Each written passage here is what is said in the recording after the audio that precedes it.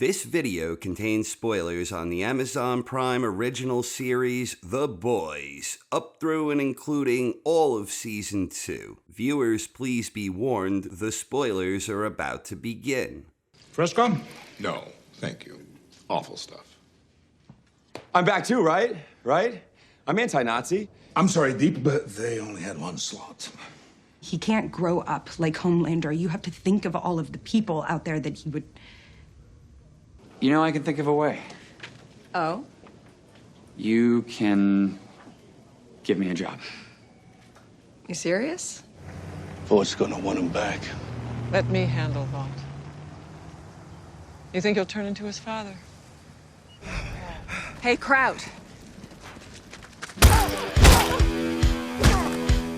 I thought the Season 2 finale was highly entertaining. The creators did an admirable job wrapping up the story for this season, and I think they did an even better job setting the stage for next season. In particular, I enjoyed the ending reveal that Congresswoman Victoria Newman was in fact the head popper. Even better, this happened just as it was appearing that the Church of the Collective was a rising force to be reckoned with. And maybe they still are, as they obviously hold a strong deal of political influence. But whatever influence they hold going forward will be without the expert guidance of Alistar Adana. Then you have characters like A-Train, Deep, and Homelander, who basically all came full circle. A-Train started in the 7, got the boot, and now he's back in. The Deep began the season seeking redemption where he wanted back into the 7, and he's still stuck in that same predicament. With Homelander, he started the season desperate for family love. He was not coping well with the loss of Stillwell, his search to fill that void was creepy and misdirected, and he eventually found solace in the arms of a Nazi soup. But now he's back to square one. In fact, he may even be in worse shape at the start of Season 3 than he was throughout Season 2. Then you have several characters who seem to have achieved some level of fulfillment. Double M finally left his crew of scumbags to return to his family. Frenchie is eagerly learning the language, and he and Kamiko are gonna go dancing. Perhaps a prelude of their quasi-relationship evolving into the real McCoy. Starlight's affections for Huey seem to have reached an all-time high, and she inexplicably continues insisting that he's too good for her, despite the fact she was always good to him. He was the one who treated her like shit, but she, too, is back in the 7 after being used as a patsy. And Huey is also looking to move on, as his dumbass unwittingly sought out employment with that head-popping congresswoman. Queen Maeve was the big hero in the finale, and indeed down the final stretch. This began when she saved Starlight's sorry ass from Noir. Then Starlight tried recruiting her, but Maeve didn't want any part of it. I'm not positive, but I think that was the only time we saw Maeve smoking a cigarette this season, where previously she was vaping. Regardless, Maeve stepped up when it counted. She was instrumental in helping to defeat Stormfront, and she finally stood up to that scumbag Homelander. Maeve knew that Black Noir had a tree nut allergy, and she likewise was now able to exploit Homelander's biggest weakness, his desire to be loved. Her gamble to blackmail him at the end paid off. Starlight ought to be kissing Maeve's ass, perhaps in a movie that Lamplighter himself would approve of. But at the end of the day, Queen Maeve found redemption. Amazingly, Butcher was another character who proved to have redeeming qualities. This all started in the previous episode. Between the encounter he had with his old man and Vogelbaum's description that Homelander was a sweet child, this struck a note with Butcher, because his old man was trying to toughen him up, not entirely unlike the way Vogelbaum was trying to transform Homelander into the world's strongest man. Because of that, Butcher finally came around to understanding that Homelander's kid wasn't inherently evil simply for being a soup.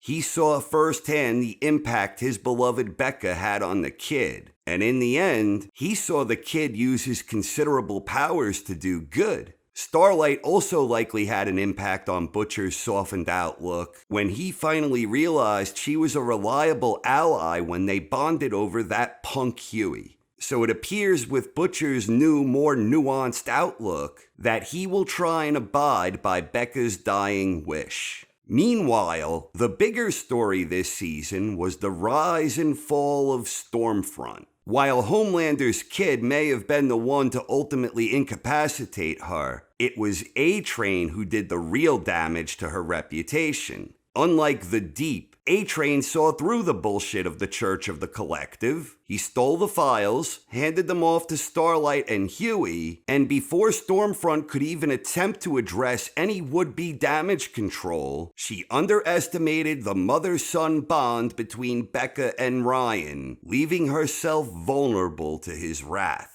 One of the more interesting things here is despite receiving a brutal beatdown from the trio of Maeve, Starlight, and Kamiko, she was basically unscathed from their attack. With the power of flight, she was easily able to escape them. But she was unable to escape the wrath of young Ryan, suggesting that his powers potentially exceed that of the combined might of the Super Babe trio. The only thing I found mildly disappointing is I thought there was a missed opportunity with the yin-yang power dynamic between Starlight and Stormfront. When Starlight lacked a power source in captivity during the previous episode, it felt like foreshadowing. Starlight requires a power source, and Stormfront effectively is such a power source. I thought this may have suggested that Starlight would act as Stormfront's kryptonite, but it didn't play out that way. Instead, Starlight has an uncanny ability of getting her ass kicked in virtually every fight she's ever had.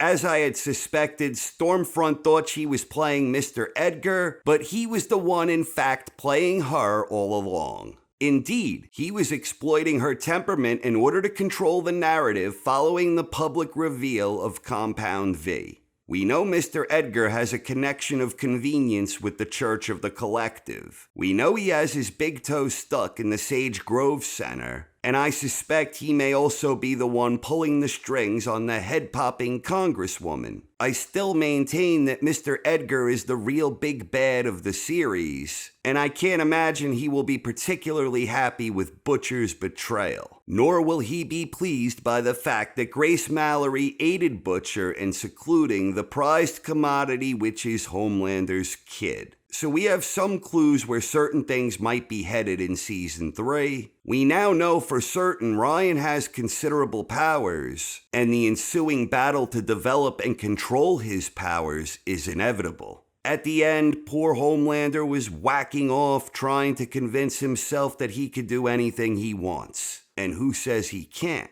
But he is completely demoralized. He still never recovered from the loss of Stillwell. Whether he was drinking the last remains of her pumped milk, looking for comfort through Doppelganger, trying to form a bond with his son, or ultimately finding even more superficial measures to fill the void with Stormfront, Homelander ended worse off than where he was, which was already pretty bad. Worse still, he was shaken down by Maeve, and she struck him down with a cold, harsh truth, that his need to be loved controls his every decision. I suspect he might well mourn the loss of Becca, realizing his actions indirectly led to his son lacking a mother just like himself. Seems to me that the only way for Homelander to overcome his weakness is to stop caring about what people think of him. But the evidence thus far suggests that's a mighty tall order. I also suspect we haven't seen the last of Poor Man's 11, and I hope we've not yet seen the last of Love Sausage. Fuck Fresca, fuck that punk Huey, and am I the only one hoping that Black Noir has a full and speedy recovery? All the best, Noir.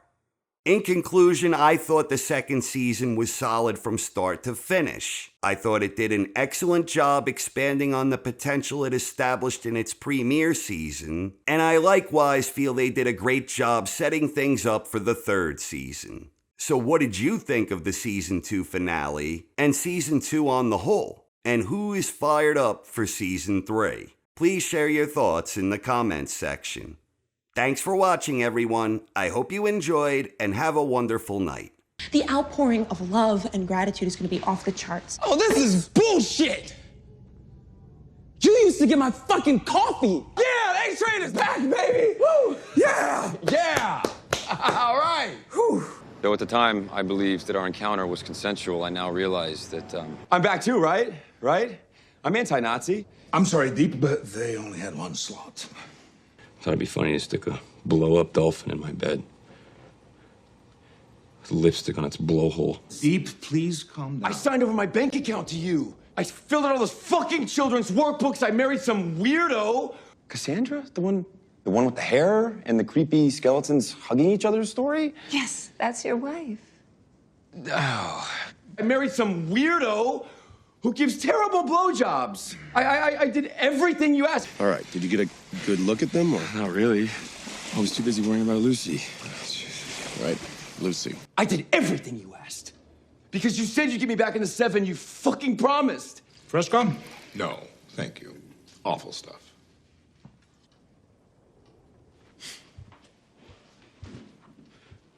Fuck Fresca.